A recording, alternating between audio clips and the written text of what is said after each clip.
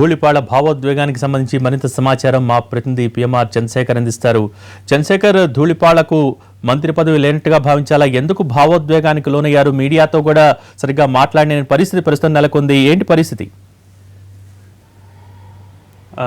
భోగి ఇవాళ ధూళిపాళ నరేంద్ర చంద్రబాబును కలిసిన తర్వాత మీడియాతో చిట్చాట్లో మాట్లాడడం జరిగింది. కొన్ని విషయాలను కూడా ఆయన చాలా స్పష్టంగా వెల్లడించిన పరిస్థితి కనిపించింది. అంటే ఫస్ట్ నుంచి కూడా అంటే ఏమాట మాట చెప్పుకోవాలి, 6 సార్లు పాటు ఎమ్మెల్యేగా ఆయన ఉన్నప్పటికీ పార్టీకి పూర్తి స్థాయిలో లాయల్టీగా వ్యవహరించారన్న అభిప్రాయం పార్టీ వర్గాల్లో కూడా ఉంది.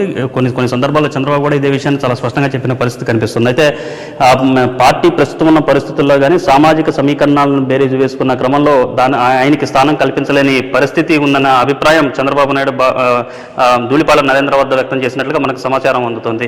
అయితే తనను ఈ సామాజిక సమీకరణాల్లో భాగంగా చోటు కల్పించడమే కాకుండా గత 10 సంవత్సరాలుగా అంటే గత 10 సంవత్సరాలు అంటే ప్రతిపక్షంలో ఉన్న 10 సంవత్సరాలుగా తాను పార్టీ కోసం ఎంత సేవ చేశాను, అసెంబ్లీలో ప్రతిపక్షంగా ఉన్నప్పుడు అసెంబ్లీలో అధికార పక్షాన్ని ఏ విధంగా ధీటుగా ఎదుర్కోవడమే కాకుండా జిల్లాల్లో కూడా అప్పట్లో మంత్రిగా వ్యవహరించిన కన్నా లక్ష్మీనారాయణ చేస్తున్న రాజకీయాలను ఎదుర్కొని పార్టీని తనను తాను కాపాడుకోవడం కాకుండా పార్టీని కూడా జిల్లాలో బతికించే ప్రయత్నం ఏ విధంగా చేశాననే విషయాన్ని చాలా స్పష్టంగా వివరించడంతో పాటుగా అధికారంలోకి వచ్చిన తర్వాత 3 ఏళ్ల పాటు ఎటువంటి ఇబ్బందిని కానీ ఎటువంటి ఇబ్బంది కలగజేయకుండా అటు పార్టీకి కానీ అధిష్టానానికి కానీ ప్రభుత్వానికి కానీ చంద్రబాబు నాయుడు కానీ ఎటువంటి ఇబ్బంది గురి చేయకుండా తాను సహకరిస్తూ వచ్చిన క్రమంలో తన లాయల్టీని, తన సిన్సియారిటీని, తన సీనియారిటీని కూడా గుర్తించిన తర్వాత ఖచ్చితంగా తనకి ఇచ్చి తీరాల్సిందేనన్న అభిప్రాయాన్ని ధూళిపాళ నరేంద్ర చాలా స్పష్టంగా ఒక విధంగా చెప్పాలంటే ఒక డిమాండ్ రూపంలోనే చంద్రబాబు నాయుడు వద్ద ఉంచినట్లుగా మనకు సమాచారం అవుతుంది. అయితే సామాజిక సమీకరణలో భాగంగా తన చోటు కల్పించలేకపోతున్నాం.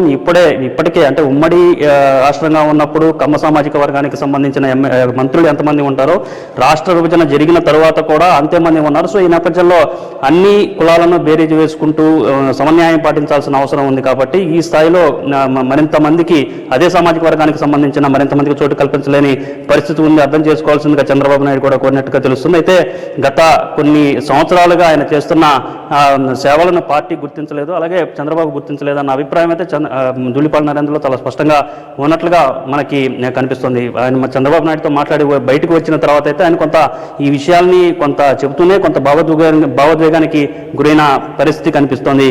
అయితే బయటికి వాయిస్ రేస్ చేసే పరిస్థితి లేకున్నప్పటికీ కొంత సైలెంట్గా స్తబ్దుగా ఉండిపోయే అవకాశాలు అయితే ఎక్కువగా కనిపిస్తున్నాయి భోగి. అయితే చంద్రశేఖర్, ప్రస్తుతం ఉన్న పరిస్థితులను బట్టి ఎవరెవరికి ఉద్వాసన పలికే అవకాశం ఉంది? తర్వాత ఖచ్చితంగా వీళ్ళకి మంత్రి పదవి దక్కుతుందని ఏమైనా ఆశలు పెట్టుకున్న నేతలు ఎవరెవరైతే ఉన్నారు, ఎప్పటికీ క్లారిటీ వచ్చే అవకాశం ఉంది?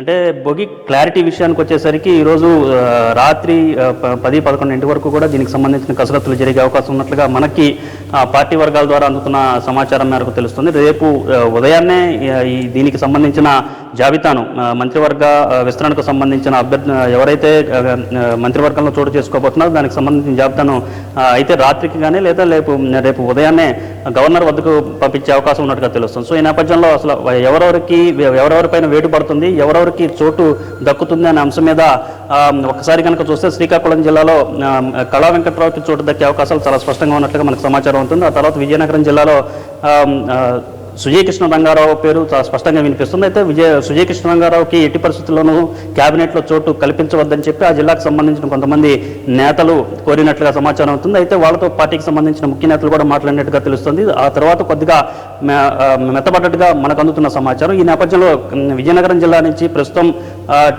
క్యాబినెట్లో ప్రాతినిధ్యం వహిస్తున్న మృణాళినికి ఉద్వాసన పలికే అవకాశాలు చాలా మెండుగా కనిపిస్తున్నాయి. ఇక విశాఖపట్నం కానీ తూర్పుగోదావరి జిల్లాకు సంబంధించిన మార్పులు చేర్పులు పెద్దగా ఉండకపోవచ్చు. అయితే తూర్పుగోదావరి జిల్లాలో అయితే మిగతా జిల్లాల్లో మత్స్యకార సామాజిక వర్గానికి సంబంధించిన అంటే కృష్ణా జిల్లాలో కొల్లు రవీంద్రన్ కనుక తప్పిస్తే అదే సామాజిక వర్గానికి చెందిన వనమాడి వెంకటేశ్వరరావు కొండబాబును క్యాబినెట్లోకి తీసుకునే అవకాశాలు, ఈయన తూర్పుగోదావరి జిల్లాకు చెందిన వ్యక్తి, ఈయన తీసుకునే అవకాశం ఉన్నట్లుగా ఒక ప్రచారం అయితే పార్టీ వర్గాల్లో జరుగుతుంది. ఇక పశ్చిమ గోదావరి జిల్లా విషయానికి వస్తే పీతల సుజాత తొలగించడం దాదాపు ఖాయమైపోయినట్టుగా కనిపిస్తుంది. ఆమె ప్లేస్లో ఏకే జవహర్ని నియమించే అవకాశాలు ఉన్నట్లుగా మనకు సమాచారం ఉంటుంది. కొవ్వూరు నియోజకవర్గానికి సంబంధించిన ఎమ్మెల్యేగా పార్టీకి అలాగే ప్రజలకు సేవలు అందిస్తున్న ఏకే జవహర్కి అవకాశం కల్పించే ఛాన్స్ ఉంది. దాంతోపాటుగా కృష్ణా జిల్లాలో కొల్లు రవీంద్రని తప్పిస్తే కనుక కాపు సామాజిక వర్గం నుంచి మండలి బుద్ధప్రసాద్ లేదా గౌడ సామాజిక వర్గానికి చెందిన కాగిత వెంకట్రావు లేకపోతే జలీల్ ఖాన్ కూడా మైనార్టీ వర్గాల నుంచి జలీల్ ఖాన్ కూడా ప్రాతినిధ్యం వహిస్తున్నారు. సో ఆయన కూడా ఛాన్స్ ఉంటుందా అన్న చర్చ అయితే తాజాగా జరుగుతున్న పరిస్థితి కనిపిస్తుంది. గుంటూరు జిల్లాలో రావుల కిషోర్ బాబుని తప్పించి ఆ ప్లేస్లో నక్క ఆనందబాబుకు చోటు కల్పించే అవకాశాలు ఉన్నట్టుగా తెలుస్తుంది. అయితే మిగతా జిల్లాల్లో సామాజిక సమీకరణాలు పేరీది వేసుకున్న తర్వాత డొక్కా కూడా అవకాశం కలుగుతుందన్న చర్చ అయితే పార్టీ వర్గాల్లో జరుగుతున్న పరిస్థితి కనిపిస్తుంది. ప్రకాశం జిల్లాలో పెద్దగా మార్పులు ఉండవు. నెల్లూరు జిల్లాకు సంబంధించినంత వరకు సోమిరెడ్డి చంద్రమోహన్ రెడ్డి అలాగే పేద రవిచంద్ర యాదవ్ కూడా పేరు కూడా కొద్దిగా పరిశీలనలో ఉండగా తెలుసు. సో ఓవరాల్ గా చూసుకుంటుంటే అనంతపురం జిల్లాలో అయితే కాలువ శ్రీనివాసుల పేరు దాదాపు ఖరారైపోయింది. అలాగే కర్నూలు జిల్లాలో భూమా అఖిలప్రియ, కడప జిల్లాలో ఆదినారాయణ రెడ్డి, దానికి సంబంధించిన రప్చర్ అయితే జరుగుతూ ఉంది. దీనికి సంబంధించి ఇంకా సెపరేట్ చేయాల్సిన పరిస్థితి కనిపిస్తోంది. Bhogi thank you Chandrasekhar.